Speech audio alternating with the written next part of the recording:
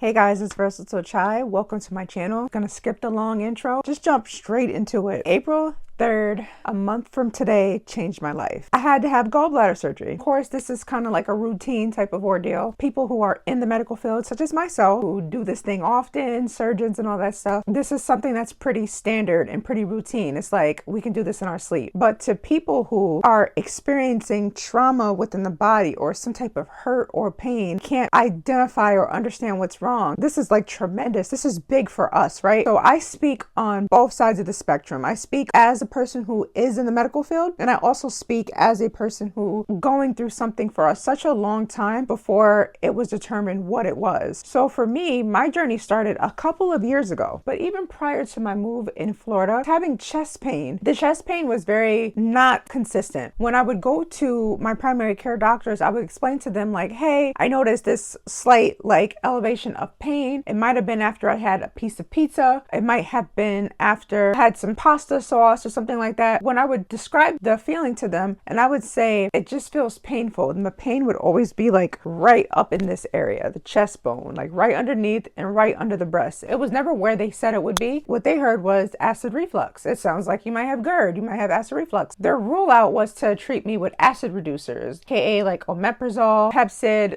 Tums, there was famotidine. There were so many acid reducers that I would take, but I wouldn't take them regularly. I would just take them as needed. I found and noticed within my body it wasn't working because obviously that wasn't the problem. I always would assume like, okay, maybe that's what it is. In the back of my mind, I never wasn't experiencing what they would say it would be. I never felt a burning or anything like that. It was literally just straight pain. This went on for a while. And the problem I had when I moved to Florida, the area I was living in, the primary care center I would go to, I would start with one doctor. And then there was a second doctor. And then there was a third doctor. Like each year the doctor changed. So by the time I actually got myself out the city enough to be like, you know what, this isn't working. The third doctor, she ended up giving me a referral to see a GI specialist because she just said something is wrong. They're going to have to do something like, you know, to put a tube or something down your chest and cavity wall to kind of see what was going on. The referral took so long to get here. Life was lifing. Something is going on, but I can't really identify it. I have stuff going on. So 2025 was the first time in January, I'll never forget, the most excruciating pain I've ever experienced in my life. When I say the pain literally took like 8 to 9 or 10 hours to go away, probably even a whole day, for the time that it kept me up at night all the way until the day. Like when I say I took every acid reducer under the sun, every pain medicine, not at one time, but in different increments, nothing was working. I was drinking seltzer. I was drinking anything bubbly I can get my hands on, apple cider vinegar, soda, anything that had contained acid in it that would make me burp and or fart so I can like, you know, get the gas out, thinking that's what it was, and the pain would just linger. It literally felt like I was being suffocated, like somebody punched me with a brick in the chest wall and it just stood there, and it was there for like a long time, which felt like years to me, was probably just a day, but it felt so elongated. It got to a point where it was just too much. So after experiencing it for the first time last year, it would disappear. Obviously I was stressed out about stuff, it would come back. So the stress levels on the body, just like any condition when you're stressing out, will play a pivotal role in how your body responds to it, and it will hurt you. Notice in the summertime I would have the same pain. My diet was trashed in because this is when I went back home to New York. So, you know, typical foods that I'm not really chowing too much on down here, but like ice cream, cheese patties, grandma's making food. You know, I kind of get really spoiled in New York. So I was just having a little bit of everything, and I'm just like, I really can't enjoy this food. Like this was really putting me down. And it seemed like when I would take something that was not recommended, like a different type of medication, it would work for me, or it felt like it would stabilize. I was also prescribed like a diclofenac or something too. That seemed to be the thing that worked, which I don't think it had anything to do with acid reducing, but whatever. When I came back to Florida from my summer visit back home, life was still lifing. I had stuff going on. Boom. Now we're in 2026. So this year I had maybe one hiccup in the beginning, maybe two, and then they started getting more and more and more frequently. My last vlog was last month in DR. or actually not last month, the end of March, I went to DR for a solo trip for my birthday. And then I came back literally because my birthday is April 1st. It's the first week of April. By the second day or that night, whatever I must have ate, again, it stood right here. It felt like this. Something was sitting in my chest. Couldn't shake it, get it out, tried to go to sleep, barely able to get sleep. Then I started vomiting. I was nauseous and all that. The second day took me out. Like, it was so tough. I was trying to maintain, thinking it would just go away. It would go away. Did everything under the sun as far as acid reducing. I took Gas X, trying to get rid of the pain. And then it was just like, all right, I'm not going to eat nothing today. I'm just not going to eat anything, or try not to eat anything bad. It didn't even matter what I ate. Whatever I ate at that point, it was literally just triggering what was going on in there. I couldn't even stand up anymore. I couldn't sleep. It was so painful. I don't even recommend this type of pain on my worst enemy. I had to go to the ER. I got rushed to the ER. Blood pressure is like 167 over 80 something, which is extremely high for me. But clearly my body was in response to something, because I don't have high blood pressure. Matter of fact, it was so hard because a lot of people would be like, well, if you went to your doctors, didn't they do blood work? And I'm like, yeah, they did blood work. My blood work was fine. What kind of panels did you do? I did the basic panel as well as the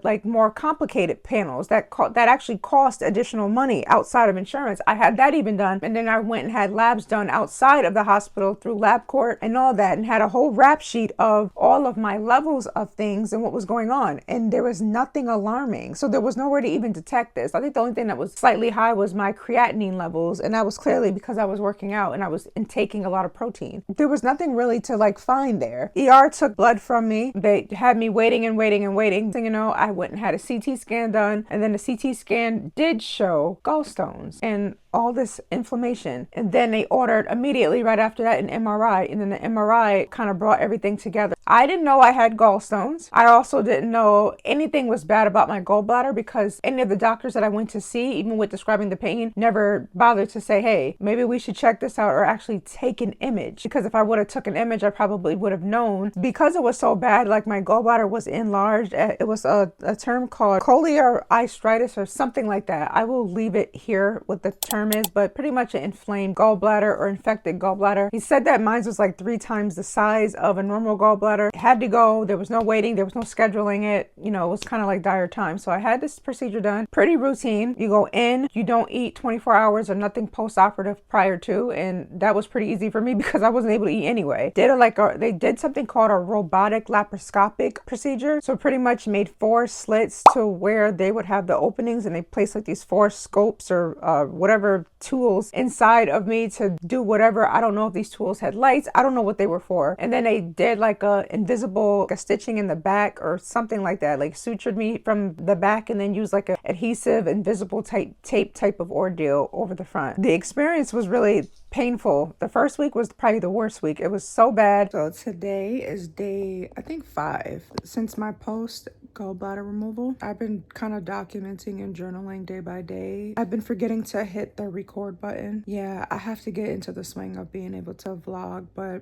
the surgical wounds are a bit itchy. I'm getting a little bit more movement. I got scared this morning. Somebody was like literally banging on my door and it made me jump out of my skin. I'm sleeping in the living room because that's where the recliners are. So I have all these like pillows and everything. Just because it's easier to get out of bed, I'm still not able to lift up 100%, and I do have assistance with helping me. I finally was able to have a BM after a few days, and that was kind of like the worst ever because I kind of forgot, since I'm not like an avid medicine taker. I don't have any medical issues. Of course, once you're undergoing a surgery like that and they're pumping you with medications, that it will constipate you. So I kept hearing the word, you might be constipated, but I'm just like, why if I'm eating? It's a congestion of the medicine. So I took like stool softeners, and I was finally able to go, and it was such a relief that this will almost sum up 1 week of my recovery, and I'm quite grateful. As far as like just being able to eat regular meals, I feel better. Like I feel okay. I don't have that pain in my abdomen no more. It's kind of mind-boggling to me because this issue was not just a fluke. It was not just something that just happened one day and then like I just had sharp pain and then boom, gallstones. This was something that was occurring for me for quite a while, like a long time. I've been going to my primary care doctors and I've been telling them like, hey, I'm experiencing sharp pain, chest bone, breastbone, right there on the right side of my abdomen. I've been saying it for years. But the problem was it would always come and go. It never stayed for too long. That goes to say that's why they just say we have to like really pay attention to our bodies, because ultimately you really don't know what's going on, and we have to be able to advocate better. It didn't dawn on me that it was really something severe. Like I would have never thought gallbladder, due to the fact that the doctors kept pointing at me saying that it was acid reflux based off on the symptoms. Now, it wasn't until recently, which was April 2026 of this year, I actually was vomiting. But when it was painful, the gas that they pump you with in the stomach shoots up to the shoulder. In case you didn't know this, definitely make sure that you tune into that if you are going to get your gallbladder removed, because that gas that they put up in there, I can still feel it now, like right up in here. But it was so bad when you stand up, I literally felt like I was going to pass out again. That's how bad it was. It was so bad. It was so painful. The IV meds they kept me on for the duration of the day, because I only stayed in, probably was in and out from the ER to triage to getting the surgery within, I don't even think it hit 24 hours, but it was just an overnight thing. I was able to tolerate like a regular diet after that. All piercings that I had to get removed. I was able to proceed normally. I was able to get up, and it took a while to get up, and guys, it was so bad.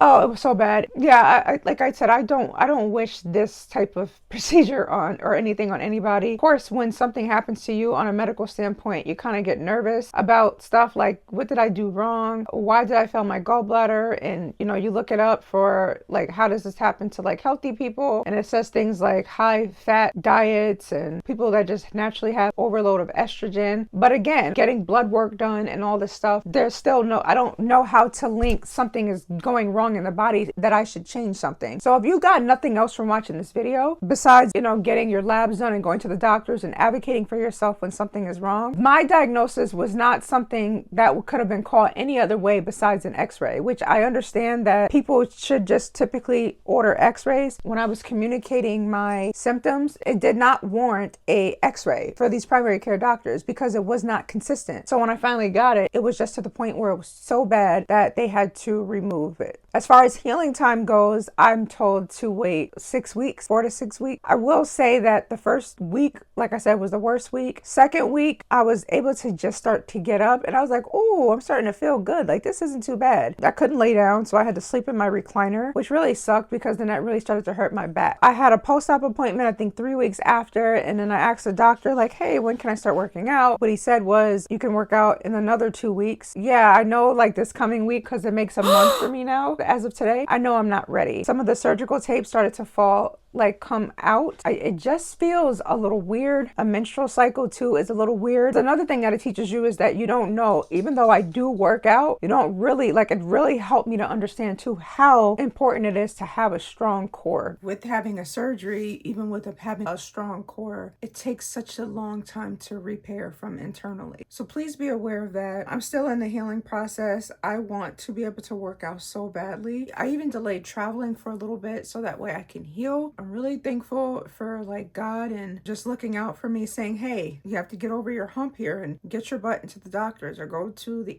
ER. Do what you need to do so that way you can live a substantial life. And I'm telling you, ever since that gallbladder had got removed, my appetite has increased tremendously. I know a good portion of that comes from healing. The body is hungry, it's fueled, coming off medicine, drugs, and all that. But the other part makes me feel normal again because I've always had a very hefty appetite. Like, I can eat. Being to a place where I can enjoy foods again, no restriction, there's no acid reflux. Like, there was never acid reflux. So I don't have chest pain. The chest pain for me too wasn't just food related. So that was the other part. It would be if I did something heavy, intense workouts, like super cardio. It was just a lot of things that just weren't normal for me anymore, and it really does suck. So if you're watching this video and you find yourself in the same circumstance and you feel like you've tried different reducers or acid reducers, or you're just having a sharp pain that just won't go away, it very much could be that, or it could be something else in your body. So please don't hesitate to always continue to advocate for yourself. I know a lot of people say that and they say, always get a second opinion, but getting other opinions and being able to advocate is two totally different things. Even if it means sometimes like